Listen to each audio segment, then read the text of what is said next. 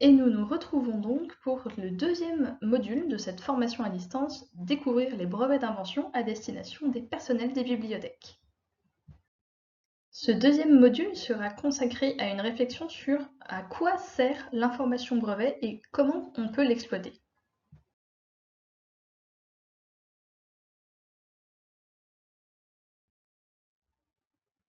On peut s'intéresser à plusieurs dimensions du brevet, à la fois à ses informations bibliographiques, à ses métadonnées, et aussi à son texte intégral qui constitue donc vraiment le document brevet.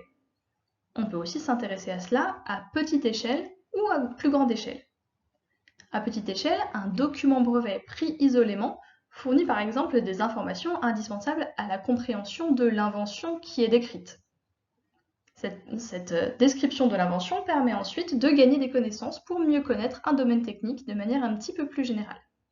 C'est utile par exemple à des chercheurs qui utilisent ainsi le brevet pour faire progresser les connaissances dans le domaine technique concerné, aussi bien en recherche fondamentale qu'en recherche appliquée.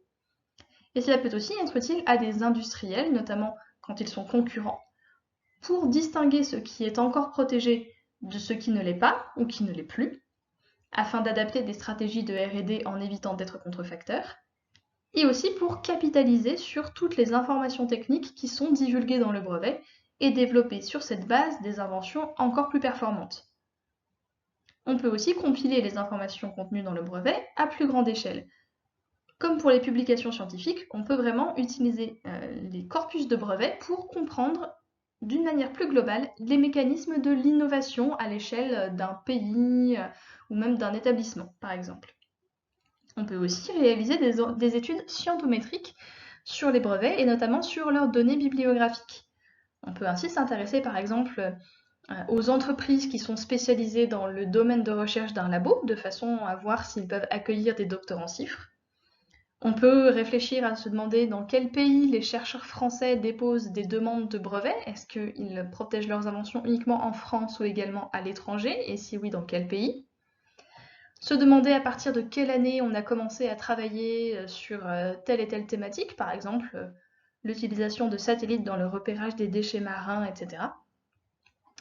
Et ensuite, au-delà de ces données bibliographiques qu'on compile et sur lesquelles on mène des études, on peut également mener des analyses textuelles de text and data mining sur les documents en texte intégral pour repérer par exemple les tendances actuelles de l'innovation en sciences de la vie.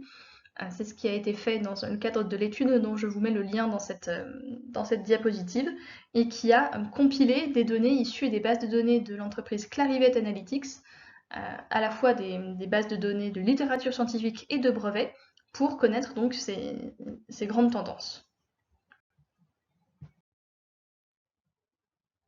Dans une autre dimension ici, moins scientifique et un petit peu plus administrative en lien avec le pilotage, on peut également utiliser les informations bibliographiques concernant les brevets dans un but d'évaluation quantitative de la recherche.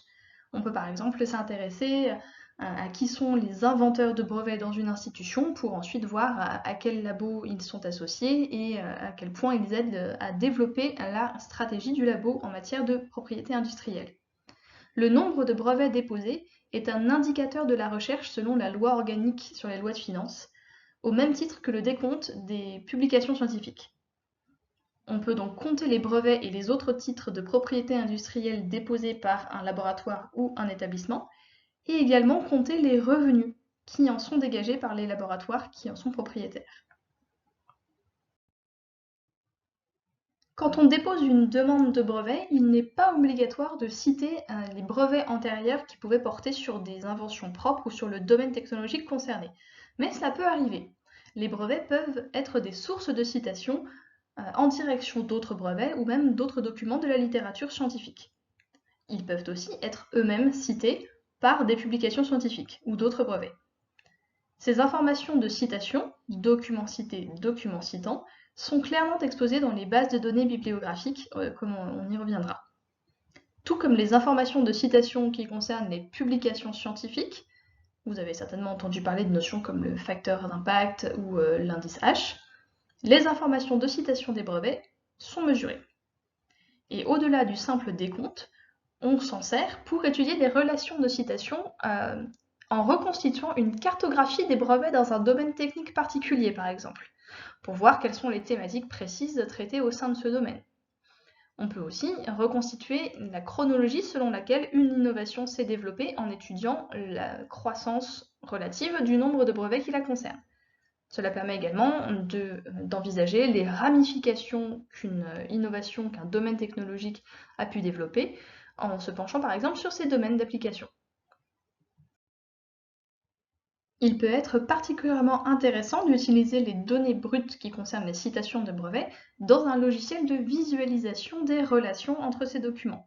Vous voyez ici un exemple de visualisation réalisé avec un outil open source qui permet d'étudier les codéposants d'un brevet pour voir par exemple avec quelles entreprises les labos de recherche d'une université collaborent sur les thématiques de sciences appliquées. D'une manière générale, les brevets, notamment en texte intégral, présentent des avantages considérables en tant que source de renseignements. Ils contiennent des renseignements qui souvent ne sont pas divulgués dans d'autres types de publications. Vous voyez ici qu'on estime que 80% de l'information technique en matière de recherche appliquée est contenue dans les brevets à l'international. Et du fait de la forme très spécifique de ces documents, on estime qu'environ 40% des renseignements techniques qu'ils contiennent n'ont jamais fait l'objet d'une publication scientifique et ne se trouvent donc nulle part ailleurs que dans les brevets. Il s'agit donc du recueil de documents techniques sur les technologies nouvelles et innovantes le plus complet, le mieux organisé et le plus d'actualité dont on dispose aujourd'hui. Ces brevets sont présentés sous une forme relativement normalisée, donc ce qui facilite leur compréhension, y compris à l'aide de logiciels de traduction automatique, qui sont beaucoup plus performants sur ce type de documents que sur de la littérature. Ils sont classés en fonction du domaine technique concerné, on y reviendra, mais cela permet d'en prendre connaissance facilement. Ils contiennent des exemples d'applications possibles d'une invention dans l'industrie, et enfin ils couvrent vraiment presque tous les domaines techniques. Par exemple, des questions que peuvent se poser des usagers de bibliothèques à propos de brevets et auxquelles vous pouvez être confrontés, ça pourrait être: sur quoi portent les brevets déposés dans le domaine technique sur lequel je souhaite travailler? Quelles sont les techniques émergentes dans ce domaine? Ou encore, quels problèmes est-ce qu'on rencontre souvent dans mon domaine et quelles solutions ont déjà été proposées pour en proposer d'autres? Quelles sont les limites de ces solutions actuelles pour que je puisse exploiter ces failles de la même manière que les chercheurs prennent connaissance de la littérature scientifique pour identifier ce qu'on appelle le knowledge gap, la question de recherche en suspens à laquelle ils vont devoir s'atteler. Enfin, vous pouvez également être confronté à des questions plus juridiques, plus spécialisées, pour lesquelles il pourrait être intéressant de renvoyer les chercheurs vers d'autres services, tels que: est-ce que je peux vraiment prouver que mon invention découle de manière évidente de l'état des connaissances actuelles? Est-ce qu'elle s'accompagne d'un résultat utile, d'un progrès technique? Ou tout simplement, est-ce qu'elle est nouvelle? Les offices nationaux ou régionaux de délivrance des brevets sont les producteurs de données brevets. Le but de ce document étant de faire progresser l'innovation technologique par la divulgation des inventions, les offices ont très tôt cherché les moyens de mettre à la disposition de tous l'information brevet dont ils disposaient.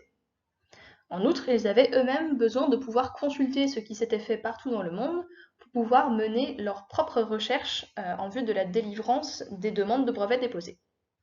Mais vous imaginez bien qu'avant Internet, ce n'était pas forcément facile, et donc c'est pour cette raison que l'INPI a publié le bulletin officiel de la propriété industrielle au format papier, entre autres. Ce bulletin permettait sur une base hebdomadaire aux personnes intéressées de prendre connaissance des demandes de brevets déposées et des brevets délivrés en ayant accès aux titres et aux abrégés de ces brevets et demandes de brevets. Et ensuite, s'ils voulaient en savoir plus, ils pouvaient aller consulter le texte intégral des brevets au format papier à l'INPI, qui possède encore un important fond historique. L'INPI a ensuite émis des microfilms avec le texte complet des brevets, puis des CD-ROM et des DVD. Mais l'essentiel de l'information brevet est aujourd'hui mise à disposition par les offices de brevets dans les bases de données consultables sur Internet. On trouve des références bibliographiques de brevets, parfois avec le lien vers le texte intégral, dans certaines bases de données bibliographiques qui concernent aussi de la littérature non brevet. C'est notamment le cas dans les bases de données en chimie, car les chimistes ont été parmi les premiers à s'intéresser au bon référencement des brevets en vue de leur exploitation, et à souhaiter intégrer ces sources d'informations dans leurs outils. On a aussi le cas de services qui ont commencé à se constituer autour de données brevets, puis qui vont intégrer des informations relatives à d'autres sources académiques, comme Patent Lens, qui est devenu The Lens, en intégrant les données bibliographiques plus larges. On trouve donc aussi des bases de données spécifiquement consacrées aux brevets. Celles qui sont apparues en premier sont des bases plutôt à l'usage des professionnels de la propriété industrielle, au sein des offices, mais aussi au sein des cabinets de conseil en propriété industrielle ou des services de recherche et développement dans les entreprises. La première d'entre elles, qui existe encore aujourd'hui même si elle a plusieurs fois changé de main, c'est la base Derwent qui se consacrait justement aux données brevets en chimie.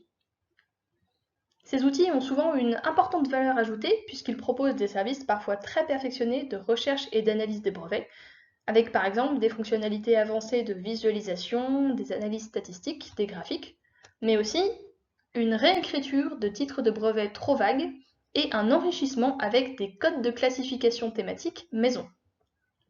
Par exemple, un brevet intitulé, en français, Système d'évaluation de la valeur d'un brevet basé sur le big data a été remplacé et enrichi par Système d'évaluation de la valeur d'un brevet basé sur le big data et destiné à un serveur doté d'un module de calcul visant à calculer une évaluation de l'information basée sur un calcul de la valeur du brevet ciblé et d'un module de sortie permettant de produire une évaluation de la valeur du brevet ciblé. Un petit peu plus long, un petit peu plus riche. La contrepartie de la valeur ajoutée de ces bases est qu'elles coûtent souvent très cher et ne sont pas très intuitives à interroger, ce qui les réserve vraiment aux professionnels de l'information brevet.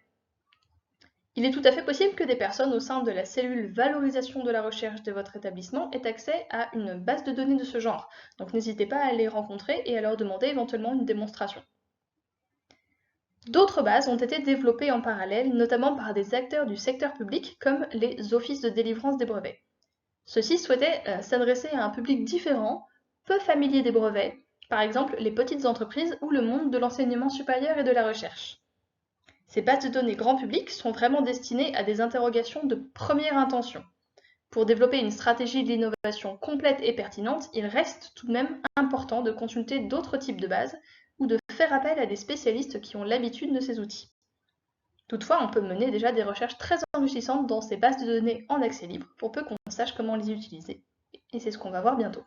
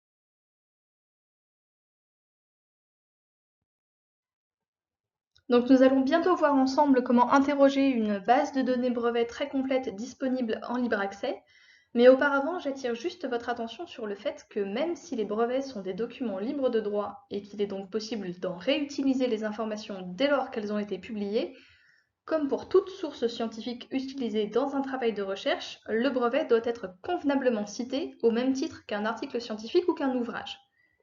Et puisque les bibliothécaires sont des médiateurs importants dans cette culture de la citation, je vous propose qu'on s'arrête un instant sur les points importants à respecter pour citer un brevet.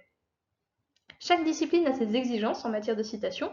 Cependant, en France, il est à peu près couramment admis qu'une citation de brevet doit contenir plusieurs éléments, à savoir le type de document brevet, est-ce que c'est une demande, un brevet délivré, un certificat complémentaire de protection, etc. Quelle est la nationalité du brevet, son numéro international, qu'on a vu tout à l'heure dans l'étude de la page d'information bibliographique, le titre du brevet, et enfin la date complète de publication du brevet déposé. Il s'agit de la date portée au numéro 43 dans le Code bibliographique international qui était cerclé sur la page d'information bibliographique. Par exemple, demande de brevet français numéro FR 29 12 888 A1, dispositif pour manger des aliments juteux, huileux ou gras, 29 août 2018.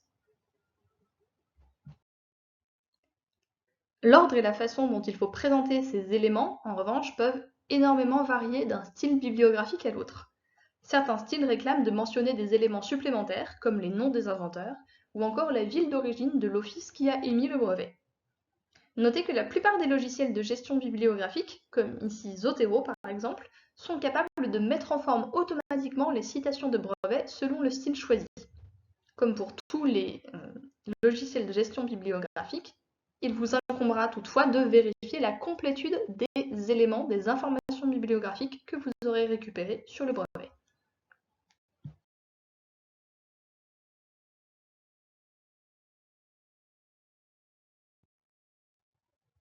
Vous avez ici des exemples de citations qui désignent le même brevet, mais qui ont été générées selon des styles bibliographiques différents à l'aide du logiciel Zotero, justement. Si un chercheur qui utilise beaucoup les brevets s'adresse à vous pour recevoir des conseils sur l'utilisation des styles bibliographiques, pensez donc à faire des tests pour voir avec lui la façon dont les brevets pourront être cités dans sa publication comme dans ses bibliographies. Attirez notamment son attention sur le fait que si le style bibliographique qu'il souhaite adopter exige d'inclure des informations complémentaires, comme le nom de l'office émetteur, qui ne sont pas forcément reconnus par les logiciels de gestion bibliographique, il doit être dans ces cas-là nécessaire de les saisir à la main. Notez enfin que même si les brevets sont des documents libres de droit dont la rédaction est très stéréotypée, il est possible qu'ils contiennent certains éléments eux-mêmes protégés, par exemple des extraits d'articles scientifiques ou des illustrations protégées à la fois par le droit d'auteur et par le droit des dessins et modèles. Pour rappel, on estime qu'une œuvre littéraire ou artistique est protégée par le droit d'auteur dès lors qu'elle porte l'empreinte de la personnalité de son auteur qui en fait une œuvre originale. Le droit d'auteur s'exerce de facto dès la création de l'œuvre. Le droit des dessins et modèles peut se superposer au droit d'auteur classique, mais il nécessite quant à lui le dépôt d'une demande de titre de propriété industrielle. Il porte sur l'apparence esthétique d'un produit manufacturé. On ne peut protéger qu'un dessin ou un modèle nouveau et présentant un caractère propre au produit représenté, qui permet notamment qu'il soit reconnu.